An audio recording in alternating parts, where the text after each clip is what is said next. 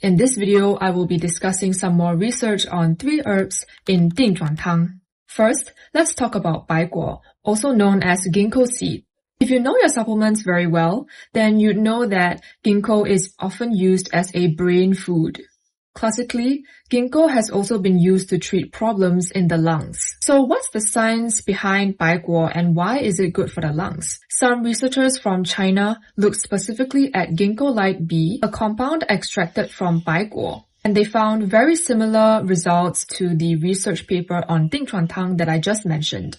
Ginkgolide B was shown to reduce Th2 cytokines like interleukins 5 and 13 while significantly decreasing eosinophil counts in the lungs, and overall decreasing mucus production. This makes Baiguo the principal herb in Chuan Tang. As you can see, it targets a lot of characteristics in asthma and helps calm the airways, making breathing much easier.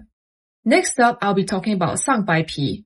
Sangbai Pi, also known as mulberry root bark, has long been used in TCM to help with problems in the lungs. It's one of the 2 cool-natured herbs that we talked about in Chuan Tang. Now, Sangbai Pi is even said to fight cancer. But how does this relate to asthma, you may ask? Some researchers looked at a type of lung cancer cell that produces thick, sticky mucus called MUC5AC. This specific mucus can clog airways and cause chest congestion, similar to what people with asthma experience. What's interesting is that scientists from Korea found that morosin, a compound extracted from Sangbai Pi, was able to prevent these lung cancer cells from producing this MUC5AC mucus. Since the same type of mucus is also a problem in asthma, this gives us a clue that Sangbai Pi may help relieve asthma symptoms by cutting down on mucus overproduction. So, while the research may have started with cancer, it actually helps to explain why Sangbai Pi may be useful in treating asthma as well. Moving on to the second cool-natured herb in Chuan Tang, which is Huang. Huang, also known as Chinese skullcap, is found in many TCM formulas. From the TCM point of view, Huang is widely valued for its abilities to clear heat, 清热, dry dampness, 燥湿, and eliminate toxins, 解毒. Now, Huang can have many anti-inflammatory effects that I mentioned earlier, like reducing Th2 cytokine production, prevent eosinophilic infiltration, and reduce mucus overproduction. But I managed to dig up some interesting studies on Huang to further solidify its role in treating asthma.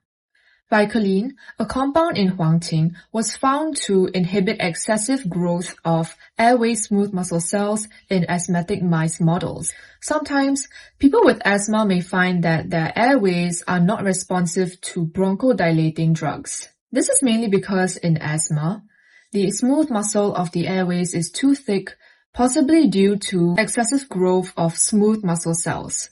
This thickening, also known as airway remodeling, makes the airways narrower and less flexible, which leads to symptoms like wheezing, shortness of breath, and coughing.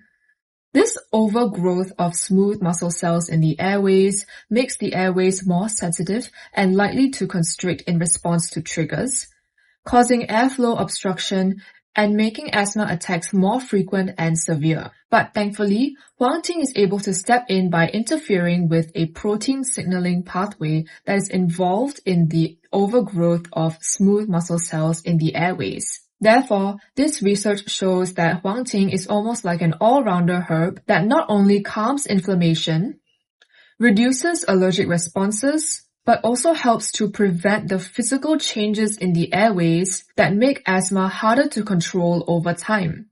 By inhibiting the excessive growth of these smooth muscle cells in the airways, over time, Huang may be able to keep the airways open and more flexible, making it easier to breathe and lessening the severity of asthma attacks. We looked at the herbs in Chuan Tang and how we can distinguish it from other airway-related formulas like Xiaoqinglong Tang or Shegan Ma Huang Tang. We also dissected the formula of Chuan Tang, relating the temperature or nature of the herbs to their individual functions. Additionally, we covered biomedical research on 3 herbs in Chuan Tang, Baiguo, Sangbai Pi, and Huang and talked about their important role in asthma treatment. Thank you so much for watching, and I hope to see you in the next video.